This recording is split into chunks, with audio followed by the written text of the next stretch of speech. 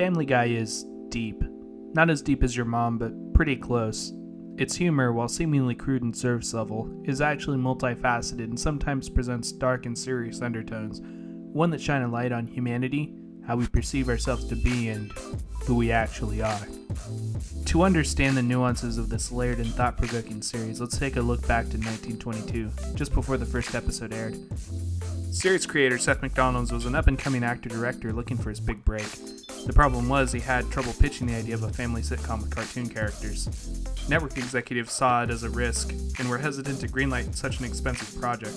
To help reduce the cost of production, MacDonald actually decided to voice the majority of the cast himself so that the network wouldn't have to hire voice actors. After several failed pitches, 4Kids TV decided to take a chance on the show. It aired on July 31st, 1987 to critical acclaim. The show was seemingly an innocent family dramedy with fart humor, but it tackled many serious topics like drug abuse, suicide, and even when people you look up to let you down. And that's just scratching the surface of the content this television masterpiece has to offer.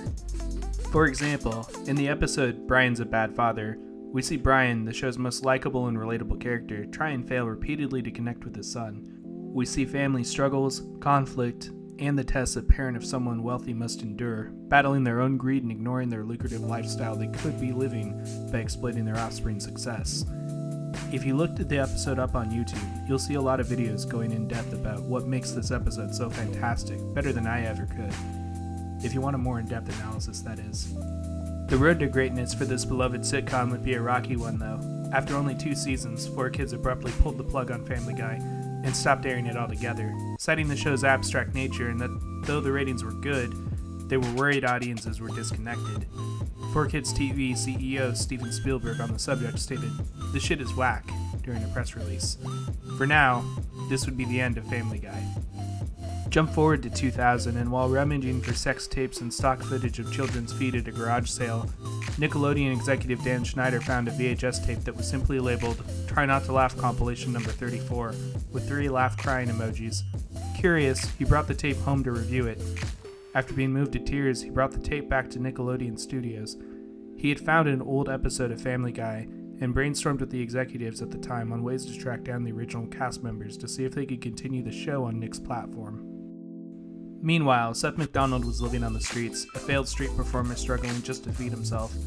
Taking the cancellation of his show pretty hard, he'd lost everything at this point. Eventually, after a months-long search spanning multiple continents and the moon, Nickelodeon execs were starting to lose hope that they'd find Seth. One day, though, he showed up at their doorstep, saying he shambled by one of their "Have you seen the Seth?" posters plastered all over the town he was in. They got to work immediately, and Family Guy resumed broadcasting on January 2nd, 2000. This time, Family Guy was here to stay, for 2 more seasons. After season 4, Nick felt the show had run its course and told Seth MacDonald that he needed to wrap it up. That's when Seth MacDonald did something unexpected. Immediately, it was announced that Family Guy would continue on the website newgrounds.com. Seth would have more creative control this way and could upload episodes whenever he wanted. The show would continue this way for years and would pave the way for web-based content going forward.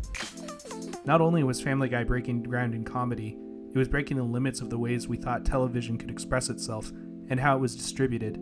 It taught other people looking to make a name for themselves on the internet that it's okay to be different, it's okay to be edgy, and that no matter how many times your show's canceled, if you're passionate, you can find a way to keep it running. All it takes is some time, patience, and some personal sacrifice. And I think that's the main theme of the show. Many imitators have cropped up over the years, but Family Guy stays true to itself. And as we've grown from the small children that we were when the series started, the show has grown with us and evolved. Much of the crudeness of the humor is gone, and it has become smarter. The characters are more well-rounded and relatable, and the overall quality has gone through the roof. So next time you feel sluggish or like your work is leading nowhere, just remember that keep trudging forward. Put one foot in front of the other, and people will notice. Sometimes it just takes a while.